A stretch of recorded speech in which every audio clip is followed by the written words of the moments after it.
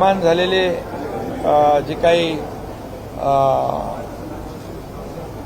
दुष्काळी परिस्थिती टंचाई ग्रस्त जे 40 तालुके आहेत या संदर्भात देखील कॅबिनेटमध्ये चर्चा होऊन केंद्र सरकारकडे 40 तालुक्यांच्या संदर्भातली माहिती पाठवली आणि यांना आवश्यक ती मदत देण्याची विनंती देखील केंद्राकडे आम्ही केलेली आहे। त्याचबरोबर जे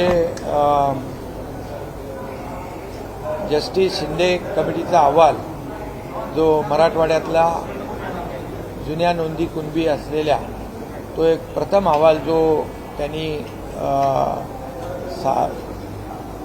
सबमिट केलेला आहे त्याच्यावर देखील चर्चा झाली आणि तो देखील अहवाल स्वीकारलेला आहे। मला वाटतं त्या माध्यमातून देखील मराठवाड्यातल्या ज्यांच्याकडे कुणबी नोंदी आहेत अशा मराठा समाजाला मोठ्या प्रमाणात त्याचा फायदा होईल।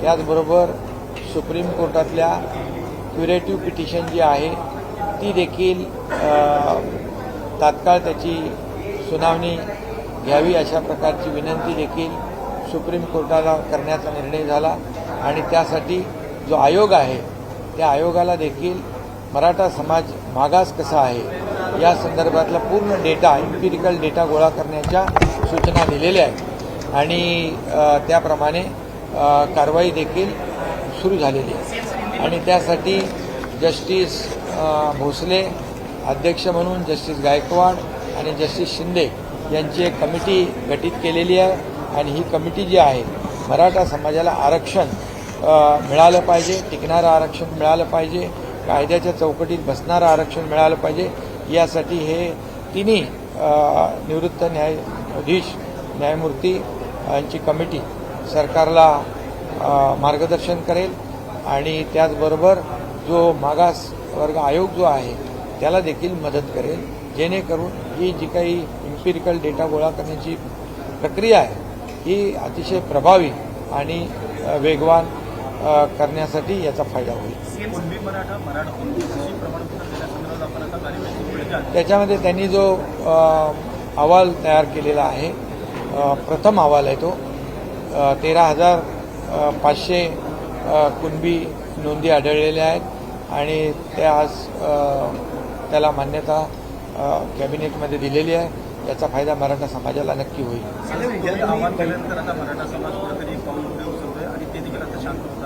मराठा समाजाला मी कालही आवाहन केलं, मनोज जरांगे पाटील यांच्याशी मी देखील ते संपर्कात आहे आणि त्यांनी देखील हे जे काही मराठा समाजाला आरक्षण देण्याची भूमिका त्यांची जी आहे तशी सरकारची देखील भूमिका आहे। मी ती भूमिका जाहीरपणे पण मांडलेली आहे आणि त्यामुळे थोडा याला वेळ दिला पाहिजे। टोकाचं पाऊल उचलून आंदोलनाला गालबोट लागेल अशा प्रकारचं कुणाकडूनही होऊ नये अशा प्रकारची विनंती आवाहन देखील मी सकल मराठा समाजाला करतोय। कारण मराठा समाज हा शांतताप्रिय आणि शिस्तप्रिय आहे।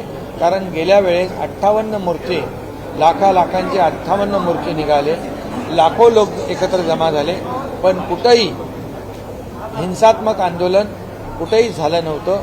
अतिशय शिस्तबद्ध पद्धतीने ही आंदोलनं झाली आणि त्या काळामध्ये मराठा समाजाला देवेंद्रजी मुख्यमंत्री असताना मीही कमिटीमध्ये होतो, आरक्षण देण्याचं काम केलं होतं आणि म्हणून मराठा समाजाला माझी नम्र विनंती आहे की आपल्या आंदोलनाला गालबोट लागेल, हिंसात्मक आंदोलन होईल अशा प्रकारचं करू नका। कारण शेवटी आपलं शिस्तबद्ध पद्धतीने आंदोलन करण्याची आपली जी काही परंपरा आहे त्याला कुठेही गालबोट लागेल अशा प्रकारचं काम कृत्य कुणाकडून होऊ नये अशा प्रकारची माझी भावना आहे आणि मनोज जरांगे पाटील यांनी देखील तशा प्रकारचं आवाहन मराठा समाजाला केलेलं आहे। यापुढेही त्यांनी करावं आणि त्यांनी स्वतःच्या तब्येतीची आरोग्याची देखील काळजी घ्यावी त्याची देखील चिंता सरकारला आहे। उद्धव ठाकरे यांनी आज पत्रकार परिषद घेतली। उद्धव ठाकरे यांनी आज पत्रकार परिषद घेतली। या पत्रकार परिषदेमध्ये त्यांनी मागणी केली की महाराष्ट्रातील जे केंद्रीय मंत्री आहेत त्यांनी राजीनामे दिले पाहिजे। महाराष्ट्राच्या मराठी बाणा ठेवण्यासाठी किंवा मराठा आरक्षणासंदर्भात ज्याप्रमाणे चिंतामणराव देशमुख यांनी मराठी बाणा दाखवला होता तसा आता बाणा महाराष्ट्रातल्या केंद्रीय मंत्र्यांनी देखील दाखवणं गरजेचं आहे। मराठी बाण्यावर बोलणारे खरं म्हणजे मराठा आरक्षणवर बोलण्याचा त्यांना नैतिक अधिकार नाही. कारण मराठा समाजाबद्दल किती त्यांना संवेदना आहे ही मराठा समाजालाही माहीत आहे आणि आम्हालाही माहीत आहे. ज्या काळामध्ये देवेंद्रजी मुख्यमंत्री होते त्या काळात मराठा समाजाला आरक्षण दिलं. हायकोर्टामध्ये ते चॅलेंज झालं, पण ते टिकवण्याचं काम त्या काळामध्ये देवेंद्रजी आणि आम्ही केलं आणि सुप्रीम कोर्टामध्ये ते प्रकरण गेल्यानंतर त्यावेळेस मुख्यमंत्री कोण होतं, उपसमितीचे अध्यक्ष कोण होते, यांनी हे आरक्षण टिकवलं नाही. खरं म्हणजे मराठा समाजाच्या आरक्षणाचे मारेकरी खऱ्या अर्थाने तुम्ही आहात आणि म्हणून तुम्हाला मराठा समाजाच्या आरक्षणावर बोलण्याचा नैतिक अधिकार नाही. तुम्ही मराठा समाजाच्या महिलांच्या मूक मोर्चाला मुका मोर्चा म्हणून हिणवणारे, महिलांचा माता भगिनींचा अपमान करणारे कोण होते हे देखील सकल मराठा समाजाला माहीत आहे. आणि म्हणून जे मराठा समाजाचं आरक्षण घालवायला जबाबदार तुम्ही आहात आणि ते आम्ही आता मिळवण्याचा प्रयत्न करतोय. आम्ही त्यासाठी क्युरेटिव्ह पिटिशन दाखल केलेली आहे आणि त्यासाठी जस्टिस भोसले, गायकवाड, शिंदे कमिटी गठीत केली आहे. आयोगाला एम्पिरिकल डेटा गोळा करण्याचं काम युद्ध पातळीवर करण्याच्या सूचना दिलेल्या आहेत. त्यामुळे आम्ही प्रामाणिकपणे आमचं सरकार या मराठा समाजाला आरक्षण देण्यासाठी कटिबद्ध आहे आणि म्हणून या सर्व याला कारणीभूत जे आहेत मराठा समाजाचं आरक्षण गमवायला त्यांनी बिलकुल मराठा समाजाच्या आरक्षणाबद्दल बोलण्याचा नैतिक अधिकार त्यांना उरलेला नाही. राज ठाकरे सुद्धा म्हणतात की सरकारकडनं काही होईल. राज ठाकरे सीएम साहेब उद्धव ठाकरे असं म्हणतात की स्वतःचे कपडे सीएम साहेबांची केस होण्याआधी आमची केस देखील त्यावेळेला दाखल केलेली होती असं टीका करतात. अरे म्हणून तर मी सांगितलं, तुम्ही तर त्याचे मारेकरी आहात मराठा समाजाच्या आरक्षणाचे. जेव्हा आरक्षण हायकोर्टमध्ये टिकलं तुम्ही त्याच्यावर किती लक्ष दिलं, किती तुम्ही त्यांना पुरावे दिले. मराठा समाज हा फॉरवर्ड आहे, मागास नाही हे जेव्हा न्यायालयाने म्हटलं त्यावेळेस मराठा समाज मागास कसा आहे याचे सर्व पुरावे तुम्ही द्यायला पाहिजे होते. तिथे तुम्ही कमी पडलात, अपयशी झालात, मुद्दाम केलं तुम्ही.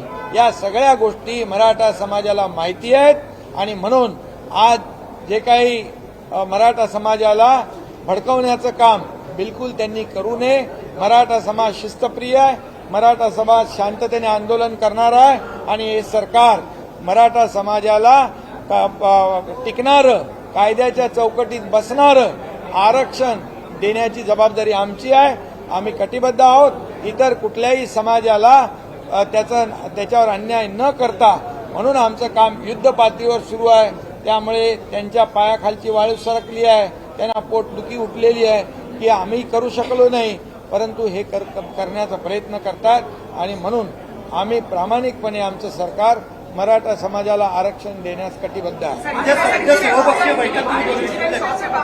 बदनाम करने की कोशिश के तहत तमाम सारी जगहों पर आगजनी की गई और अब आपके ऊपर भी राजनीतिक आरोप लगाए जा रहे हैं, कैसे देखते हैं? जिन्होंने मराठा समाज का आरक्षण गंवाया है सुप्रीम कोर्ट में, जब कौन मुख्यमंत्री थे, कौन उपसमिति में थे, ये सब सकल मराठा समाज जानता है.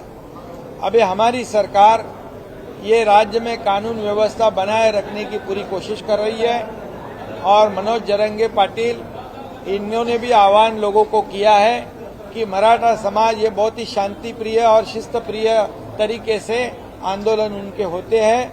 इस आंदोलन में कौन भड़काने का काम करता है, कौन ये आगजनी कर रहा है, कौन कानून व्यवस्था यहाँ पर बिगाड़ने की कोशिश कर रहा है, इसके ऊपर पूरी तरह सरकार का ध्यान है और निश्चित रूप से मराठा समाज को पूरी तरह फुल प्रूफ जो टिकाऊ होगा कानून के दायरे में जो बिठाने के बाद ये मराठा आरक्षण देने का सरकार की जिम्मेदारी है और अन्य समाज को किसी को भी बाधा नहीं पहुंचाते हुए ये मराठा समाज को आरक्षण देने का काम सरकार करेगा.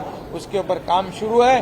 जस्टिस शिंदे के माध्यम से वो भी काम कर रहे हैं और क्यूरेटिव पिटीशन के माध्यम से दिल्ली सुप्रीम कोर्ट में भी हमारा काम शुरू है. इसलिए जस्टिस भोसले, जस्टिस गायकवाड़ और जस्टिस शिंदे इनकी एक कमेटी गठित की गई है और जो जो बैकवर्ड कमीशन है उसको भी ये डेटा कलेक्ट करने के आदेश दिए हुए ये वार फुटिंग पे हम लोग काम कर रहे हैं और मराठा समाज को आरक्षण देने की जिम्मेदारी हमारी है। सरकार सकारात्मक है, थोड़ा सा समय सब्र की आवश्यकता है और इसलिए मराठा समाज को भी मेरी विनती है, आह्वान है कि कानून व्यवस्था बनाए रखने के लिए आपका भी सहयोग आवश्यक है। इसमें जो कानून व्यवस्था बिगाड़ने के लिए जो कुछ लोग आ रहे उनके ऊपर भी ध्यान रखने का काम ये सकल मराठा समाज के कार्यकर्ताओं ने करना चाहिए। इतने ये मेरी सबसे विनती है।